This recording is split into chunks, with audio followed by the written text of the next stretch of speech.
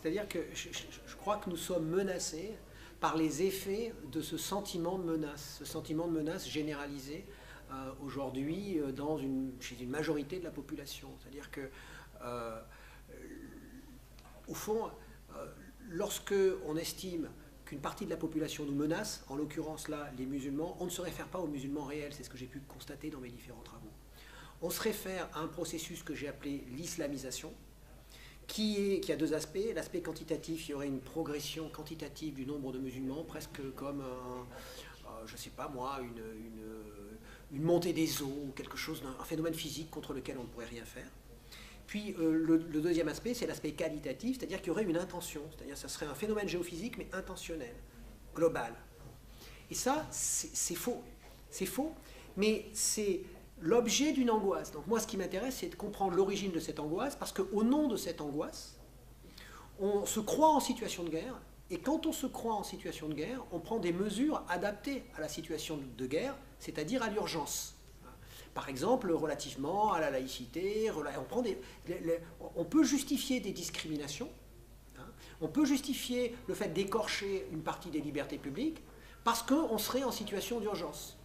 C'est un peu comme quand vous êtes dans une guerre et que vous voulez juger les gens, vous les jugez de manière un peu différente, vous mettez en place des tribunaux d'exception, des tribunaux en temps de guerre. Et il me semble que la laïcité, telle qu'elle se développe aujourd'hui, qui focalise sur les musulmans, devient de plus en plus une laïcité en temps de guerre, donc une laïcité d'exception, qui prend des mesures exceptionnelles, donc des mesures d'exception qui visent spécifiquement des musulmans. Et ça, je pense que c'est mauvais parce que ça affaiblit l'état de droit. Ça affaiblit même la place de la France. Pascal l'a dit, la place de la France dans les relations internationales, pas seulement en interne. Une caractéristique de l'angoisse collective que nous vivons actuellement, c'est qu'elle est paranoïde.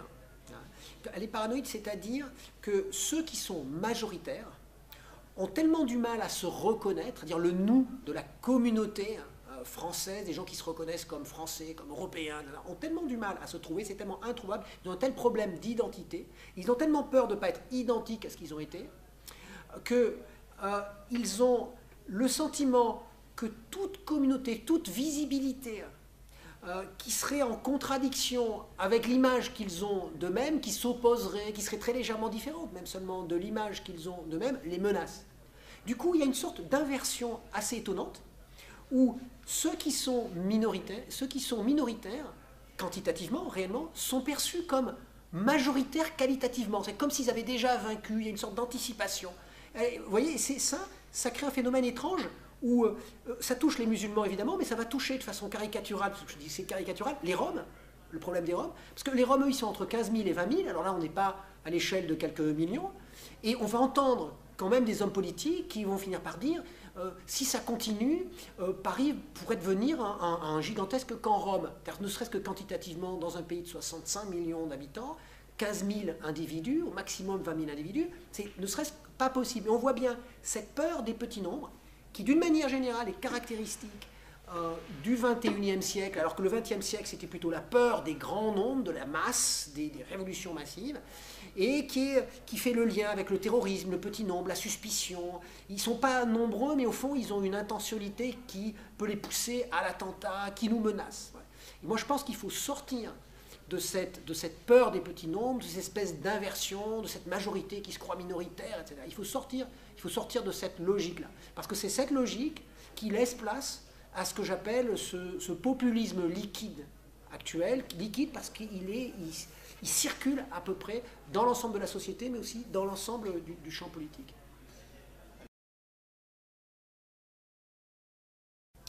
Je ne pense pas qu'il faille réfléchir aux fins de cette instrumentalisation comme à des fins stratégiques, mais plutôt à des fins tactiques, c'est-à-dire des fins très limitées, qui ne sont pas fondées sur une idéologie très construite elle-même.